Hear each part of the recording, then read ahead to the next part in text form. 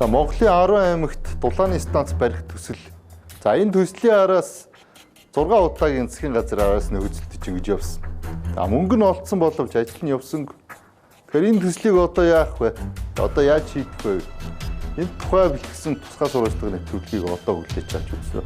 Монгол Улсын засгийн газар, Бүгд найрамд Солонгос Улсын засгийн газар хооронд байгуулагдсан хөнгөлөлтөө зээлийн гэрээний хүрээнд хэрэгжиж буй 10 аймгийн төвийн дулааны станц барих төслийн Өвөр хангаа, Баян хонгор, Завхан, Говьалтай, Хинти, Сүхбаатар, Говьсөнбөр аймгийн төвд дулааны станц барих барилга угсралтын ажлын гүйцэтгэгчтэй гэрээ байгуулах ёслолын арга хэмжээ эхлэхэд бэлэн боллоо. Завхан аймгийн Улиастай, Говьалтай аймгийн Есүнбулаг, Баян хонгор аймгийн Баян хонгор, Өвөр хангаа аймгийн Арвахэр, Архангаа аймгийн Цэцэрлэг, Төв аймгийн 100 мод, Говьсөнбөр аймгийн Чойр, Дундгой аймгийн Мандалгой, Хинти аймгийн Чингис, Сүхбаатар аймгийн Баруунгарт. Энэ хот сумдуудад орчин үеийн дулааны станцууд ашиглалтанд орох ёстой байсан. Хэрв 10 аймгийн төвд дулааны станц барих төсөл хэрэгжүүл 10 дулааны станцаас гадна 88 дулаан дамжуулах төв, 65 км дулаан дамжуулах шугам сүлжээ бүхий дулаан хангамжийн систем ашиглалтанд орно. 1564 аж ахуй нэгж 2035 нийтийн болоод амны орон сууц. Мөн шинээр 50,000 м2 талбайтай 9800 өрх шинэ дулаан хангамжийн системд холбогдож 1400 ажлын байр шинээр бий болно гэж тооцжээ. Мөн аймгийн төвүүдэд агаарын бохирдол үлэмж багассан, хөхрийн эслүүд 10 дахин, азотын эслүүд 3 дахин, тоосон цороо 120 дахин багасах тооцоолол гарчээ. Нийтдээ 148.9 сая долларыг Бүгд найрамд Солонгос улсын Экспорт-импорт банкнаас 40 жилийн хугацаатай тэг 115% хүүтэй зээлж, эхний 10 жилд хөнгөлөлт идэх ашигтай, нэн хөнгөлөлттэй зээлийн санхүүжилтийн үр дүн гарсангүй. Зээлийн гэрээний дагуу Бүгд найрамд Солонгос улсын Exim банк өөрийн улсынхаа компаниудын дунд 3 удаа тендер зарлахад тус улсын Buxan инженеринг компани ганцаараа оролцож төсөл хэрэгжүүлэгчээр шалгарсан. Гэвч 2025 оны 3 дугаар сард уг компани дампуурлаа зарласан юм а.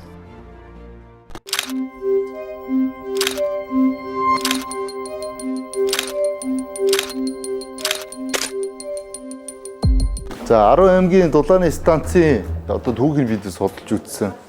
Улсын хурлын чуулганы эцсийн уралдааны протокол, засгийн газрын уралдааны тэмдэглэл, за гадна тутан ингээд айлчсан энэ төрөлхтний удирдлагуудын айлчлал.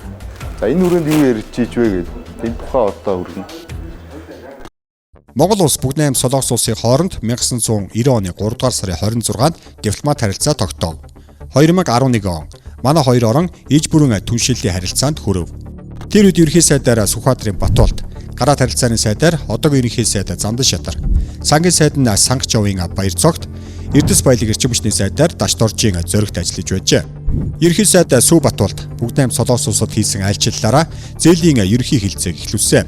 Энэ бол 2011 оны 3 дугаар сарын 25-ны өдөр байлаа. 2011 оны 12 дугаар сарын 2 айлчлалын дараа Бүгд найрамд Солонгос улсын эдийн засгийн хөгжлийн хамтын ажиллагааны сангаас 2011-с 2015 онд 300 сая долларын хөнгөлөлтөд зээл авах тухай Монгол улсын засгийн газар Бүгд найрамд Солонгос улсын засгийн газар хоорондын ерөнхий хилцээрийг байгууллаа. Хилцээрт Монголын талыг сангийн сайд Баярцогт, Бүгд найрамд Солонгос улсын талыг элчин сайд Жон Ил нар төлөөлж гарын үсэг зурсан. Бүгд найрамд Солонгос улсын тал уг зээлийг сэргээгдэх эрчим хүчний төсөл, эрүүл мэнд болоод түлш шингэрүүлэх төсөлд олгох саналтай байсан. Харин манай тал зээлж хэрэгжүүлэх төслөө жижигтэй тохирохоор санал тавьжээ. 2012 оны 2 дугаар сарын 10. Энэ өдөр зээлийн хилцээрийн төслийг улсын их хурлын чуулганаар хилцүүлэхэд гишүүдийн эрс нөлөөлж дэмжигдсэнгүй. Хилцээрийн төслийг боловсруулсан ажлын хэсгийн гишүүний нэг нь одоогийн Шадар сайд Дор Чанд байсан. Тэрээр сангийн яамны зээл тусламжийн газрын даргын хуваар гишүүдэд асуугдаж байсан юм а. Тухайн өдөр хууль зүйн дотоод хэргийн сайд нэмд орж гишүүд болоод хурал даргалагчаас учирлан гуйж гормын саналыг гарган дахин санал хураалт гаргаагүй бол зээлийн ерөнхий хилцээр улсын их хурлаар сойрхон батлагдаж чадахгүй байжээ. Энэ өдөр Бүгд найрамд Солонгос улсын хөнгөлөлтөд зээлээр хэрэгжүүлэх 8 төслийн ганц л тодорхой байсан. Тодорхойлбол улсын 2 дугаар эмнэлгийн хашаанд үндэсний онцлогоо эмчилгээний төв барих төсөл бэлэн байсан юм а. 2015 оны 11-р сарын 23 Монголын тал зээлээр хэрэгжүүлэх төслүүдэд тодорхойлсон. Бүгд найрамд Солонгос улсын зээлийн ашиглагдаагүй үлдэгдэл хөрөнгөөр хэрэгжүүлэх төслийн тухай засгийн газрын 459-р тогтоолын хавсралтад 10 аймгийн төвийн дулааны станц барих төслийг 130 сая доллараар хэрэгжүүлэхээр тусгав. Уг төслийг солонгосын талд санал болгохыг тухайн үед сангийн сайд болорт даалгасан. 2015 оны 11-р сарын 26. Бүгд найрамдах Монгол ард улсыг тунхагласан баярын өдөр. Ерөнхий сайд Чимдийн сайхан бэлэг бүгд найрамдах Солонгос улсын хөнгөлөлтөө зээлийн үлдэгдэл хийсгээр 10 аймгийн төвд дулааны станц барихаар засгийн газар шийдвэрлсэн тухай олон нийтэд зарлав. 2016 он. Эрчим хүчний сайд Дач Цэгийн зоригт тэрээр 10 аймгийн нутагт байрлах дулааны станцын барилгын ажил 2016 онд эхэлнэ гэж Улсын их хурлын чуулганы нэгдсэн хуралдаан дээр хэлэв. Аймагуудын дулааны станцын барих их үүсвэрийг засгийн газар дээрээс бас бүгд найрамдах Солонгос ард улсын 130 сая долларын хөнгөлөлтөө зээл хамруулах шийдвэр гаргаад албан ёсоор Солонгос улсын талд тавьсан байгаа. Зөвшөөрөгдвөл энэ их үүсвэрүүдийн барилга ухсралтын ажлууд энэ онд 16 онд эхлэх боломжтой гэж харж байгаа. Гэвч барилгын ажил 2016 онд ч 2017, 2018 онд ч эхлэегүй. Энэ хугацаанд өмнө байгуулсан зээлийн ерөнхий хэлцээрээр хэрэгжүүлэх төслүүдийн хугацаа дууссан. Гадаадын зээлээр аймгийн төвүүдэд дулааны станц байгуулах сургаар уурын зуухны компаниуд зуух дамжуулах түгээх системээ шинжилгээгүй. Шинэ уурын зуухч бариагүй халаалт орж ирэх сургаар баригдсан барилга, байшин, гал алдах дээр тулсныг гишүүд сануулж байлаа. Говьлтай аймаг хөлтлөө уурын зуухуд нь ажиллахгүй өдрөөд Ховд аймаг бас сая хүнд болсон байна. Энэ зарим аймагуд хөлдөж байна. Манай аймаг л одоо хөлдсөн байна гисэх нь. Уурын зуухыг өвчилж авсан гэдэг нэртэй үр хүлээдэг үнийг нөхөр. Тэгэхээр аймагаар нь хөлдөөж штэ тэнд одоо.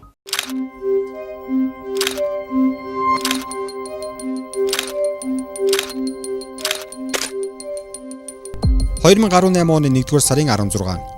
Монгол улс бүгд найрамдах Солонгос улсын хоорондын зээлийн ерөнхий хэлцээрийг хоёр орны засгийн газар дахин байгууллаа. Уг хэлцээрийг 2017-оос 19 онд хэрэгжүүлэх төслийн хөнгөлөлттэй зээд хэлбэрээр байгуулахад Монгол улсын ерөнхий сайдаар одоогийн ерөнхийлөгч Хүрэлсүх, сангийн сайдаар Хүрлбаатар, гадаад харилцааны сайдаар Цогтбаатар, эрчим хүчний сайдаар Даваас хүрэн ажиллаж байлаа.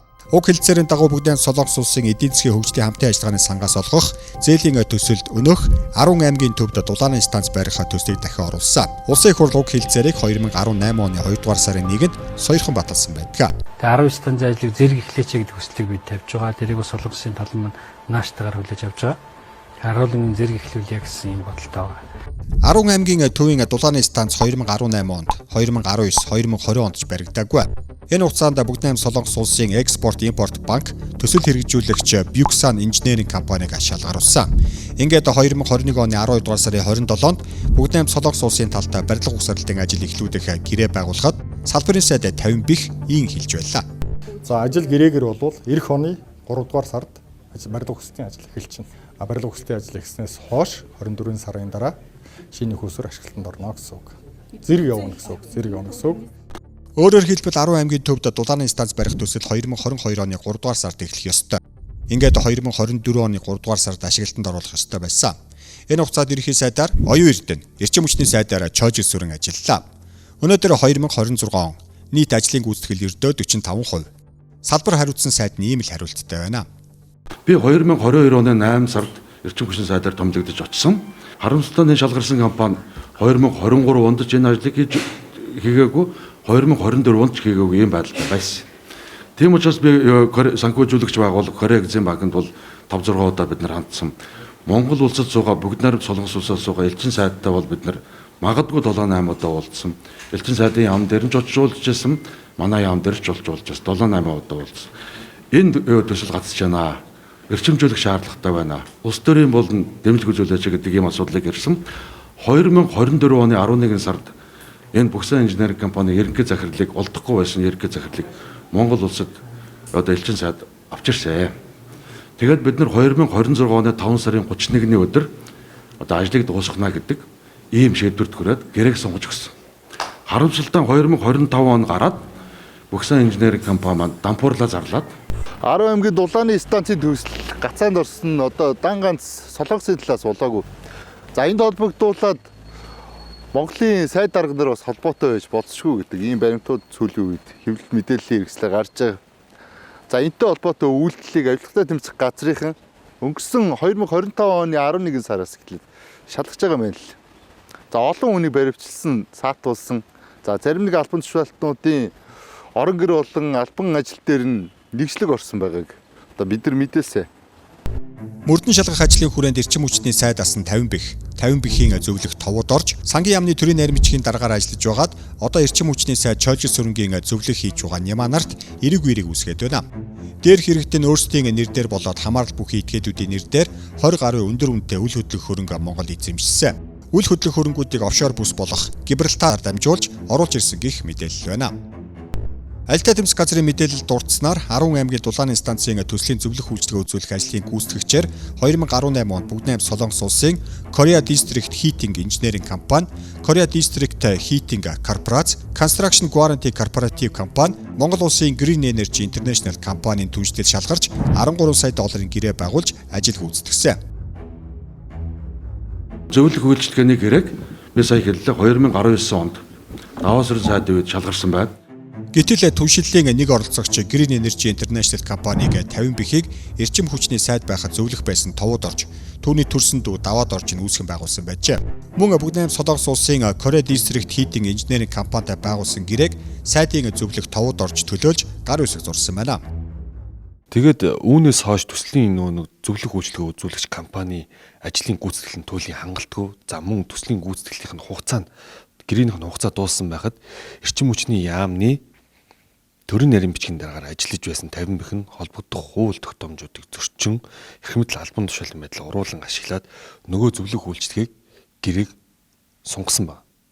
За мөн үндэслэхүүгээр огцом 2.6 сая $, одоо гэрээг бол нэмж байгуулъя гэдэг нэмэгдүүлээд тэгээ Монгол улсын нэр бүхий аж ахуйн нэгжид бол эдийн засгийн давуу байдал шууд бий болсон гэж үзэж байгаа.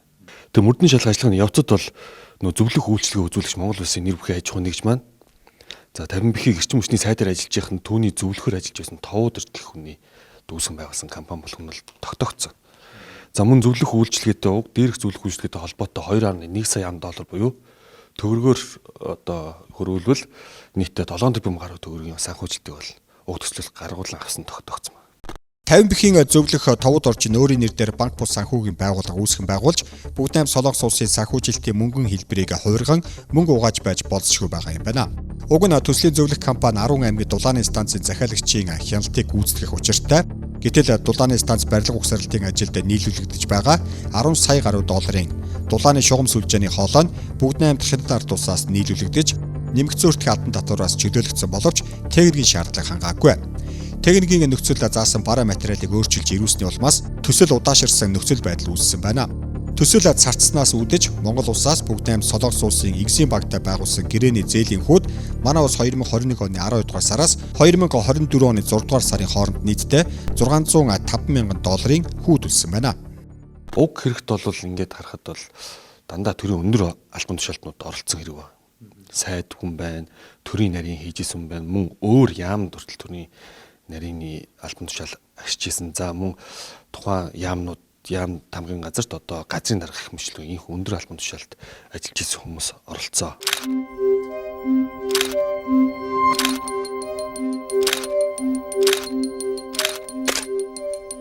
Эрчим хүчний салбарынхныг одоо битүү ороож шалгаж байгаа энэ гэмт хэргийг цаашид одоо шалгахад нэлээд хэдэн хүмүүс бас ороогдож магадгүй байна.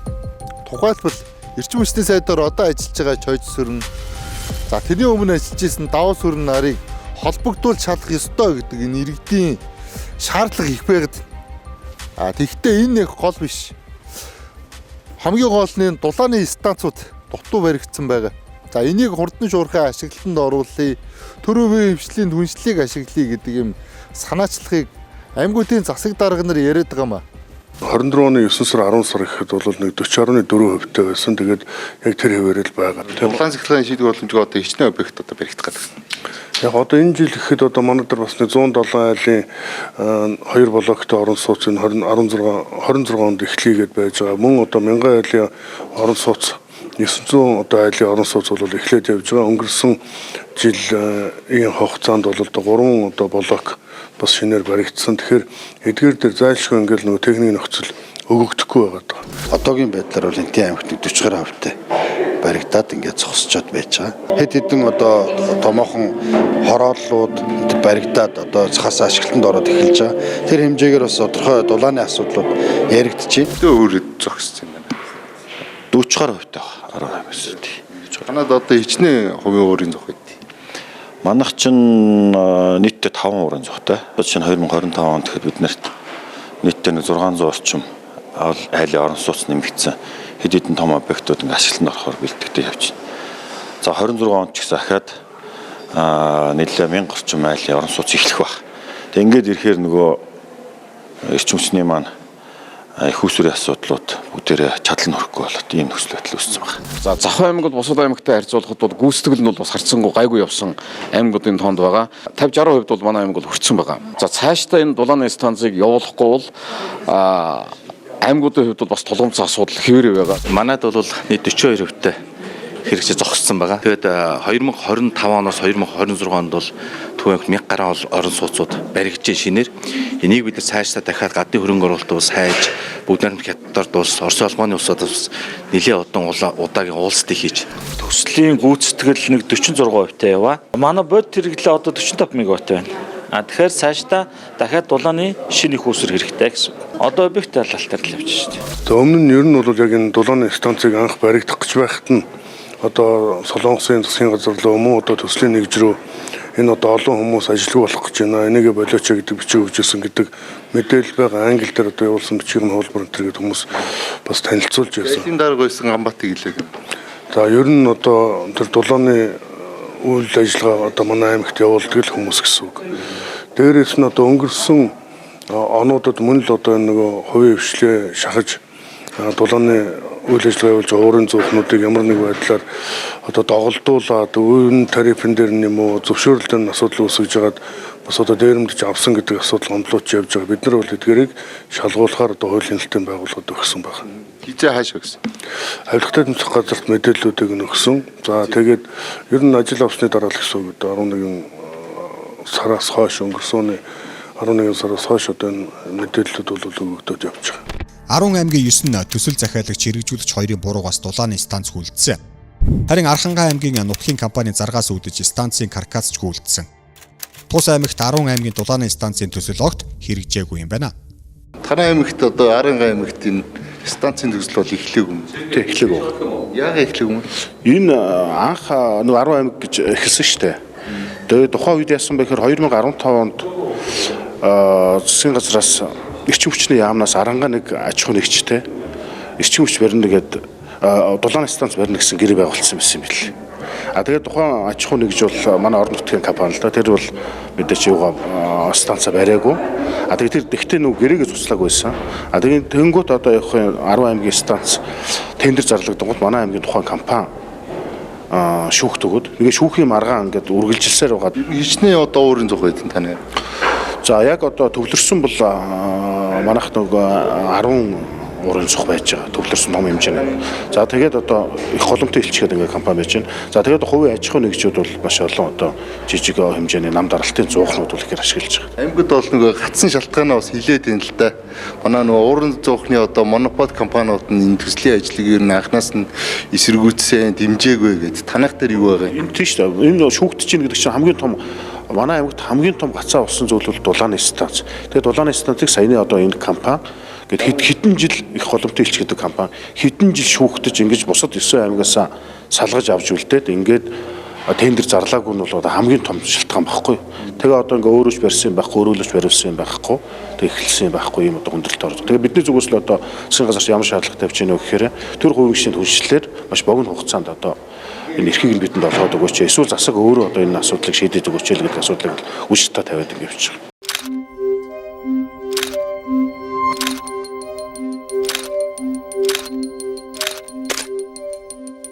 Дутуу баригдсан дулааны станцуудыг салбарын яам хэрхэн шийдвэрлэх бол энэ асуултыг бид эрчим хүчний дэд сайд Далхаас өрнгөөс тодруулсан. Өмнө нь улсын их хурлд Монгол Ардын намын бүлэгт ажиллаж байсан сэтгүүлч мэргэжилтэй тэрээр ажлаа аваад 1 сар болж байгаа юм а. Сайн байна. Ийглээс олбогч. Санаас нөгөө яриа авах ингээ авч тээ. Нөгөө сая цэцэг дарга дээр ирээд тэр нөгөө 10 аймгийн дулааны станцын асуудал нэлээд өндөр авч яригдлаа шүү дээ. Тэгээ одоо энэ салбарын бодлого биш энэ ажлыг яаж хөгжүүлэх гэж хэлэхгүй сая яамд орж үндэл авчир. яамд Манай яамд орж өгтэй. Үгүй би одоо ажиллаа удаагүй тийм ээ. Тэгээ учраас мэдээлэл авах юм. сая бол яам дээр бол хэрэгцсэн юм байхгүй мó та. Баггүй наа. Би одоо амар ажилтаа.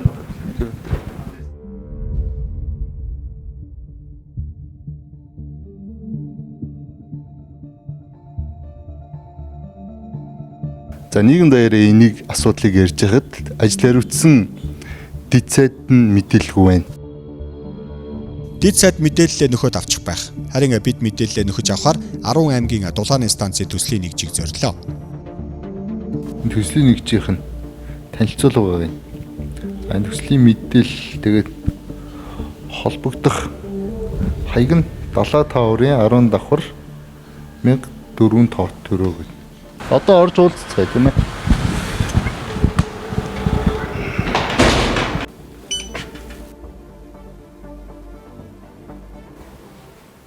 Байхгүй л зэн тий. Тэр засвар их гэж байна. Зөө. Please dial again later. Абайтгүй. Эрчим хүчний яамнаас нас үйт. Бид явсаар эрчим хүчний яамны төрийн нарийн бичгийн дарга 90 үлзийтэй уулзлаа. Тэрээр яамныхаа мэрэгжилтнээс мэрит зарчмаар энд хүрэхтэй олон сайд даргатай хамтарч ажилласан төрийн захиргааны алба хагч юм а. Яам энэ дээр одоо юун дээр алдаа гаргаж байгаа гэдэг дүгнэхэд тий. Ерөөсөө л зээлийнхаа нөхцөлийн дагуу Солонгос компани гүйцэтгэгч ба хатуу нөхцөлтэй. За тэрний дагуу Exim банкны сайтн дээр зар тавигдаа Солонгос тендер зарлагдсан гэсэн үг шүү дээ. Тэгээ Солонгосын гүйцэтгэгч орж ирээд тэрнтэй гэрээ байгуулсан. Энэ гэрээ байгуулсан гүйцэтгэгч маань л ажлаа цаг хугацаанд нь хийхгүй санхүүгийн хүндрэлд ороод ингээд зогсчлоо. Тэгэхээр чин одоо бид нар бол аль болохоор л ажлаа цаг хугацаанд нь хийлгэхийн төлөө тасралтгүй шаардлага тавьж ажиллаж байгаа шүү дээ. Чанаргүй энэ хугацаанд чанаргүй тоног төхөөрөмж оруулж ирэхээр бид нар тэрийг шалгаад буцааж исэн тохиолдлууд байх. Тэгэхээр ерөөсөө гүйцэтгэгчийн л одоо хариуцлагагүй байдлаас болсон гэж дүгнж болно шүү дээ. Тийм. Энэ дээр нэг юм нэмж хэлэхэд зөвхөн эрчим хүчний яам биш. Солонгосын Exim банкны өөрийнх нь нэр хүндийн асуудал бас тавигдж байгаа шүү. Exim банк өөрөө энэ дээр маш их санаа зовж бас бидэртэй байнга л хамтарч ажиллаж байна. Цаашид ажилуулах боломжтой байна. Тий. Энэ чинь 45% гүйцэтгэлтэй байна шүү дээ. Энийгээ бид нэр тэргүй ээлжилт дуусгаж авна. Станцаа барина. За энэ дээр бол одоо ямар мөнгөний их усэр эсвэл Exim банкныхаа энэ зэлийн их усрээр дуусгах уу яах уу гэдэг нь одоо ингээд тодорхой болох байх. Хэдийн хэмжээний хөрөнгө шаардлагатай гэдэг. Тэгээ станцаа бариад дууссан. Тэгэхээр Exim банкнаас ямар хэмжээний санхүүжилт авсан тэр хэмжээгээр л зээлийн иргэн төлөлт бол тодорхой хугацааны дараа явна гэсэн үг. Бөхсөн инженерийн компанитай холбоотой бол энэ төслийн ажлыг гэрээнийхээ үргийг цаг хугацаанд нь хийгээгүүтэй. Цаг хугацаанд нь барилга угсралтай ажлаа хийгээгүүтэй холбоотой захиалагч тал буюу Монгол улсад учирсан хохирлыг бол бид нар хэмжлээл явна. Цаашдаа энэ нөгөө одоо дутуу хэрэгцээ эдрийг хаанахаар бариулах юм. Дотоодын аж ахуйн хүч яах юм уу? Дахиад Солонгос. Энэ дээр яг л нөгөө Exim банктайгаа одоо бид нар энэ асуудлаар хилцэлд орно гэсэн үг шүү дээ. Зээлийнхаа нөхцлөөр барилга угсралтын гүйцэтгэгч, гэрээлэгч нь бол Солонгосын л компани байх ёстой. Тэгэхээр Exim банкны энэ бол үндсэн дүрм. Энэ чинь Солонгосын экспорт импортын банк гэдэг чинь Солонгосоос л экспортыг гадагшин чиглэсэн экспортыг л дэмжих ийм л бодлоготой банк шүү дээ. Тэгэхээр яг энэнийхээ дагуу Солонгосынхаа аж ахуйн нэгжээр л гүйцэтгүүлнэ гэсэн хатуу байр суурь баримтлах нь яг нь энэ бол одоо цаашаа ингээ яригадаад явах байхаа.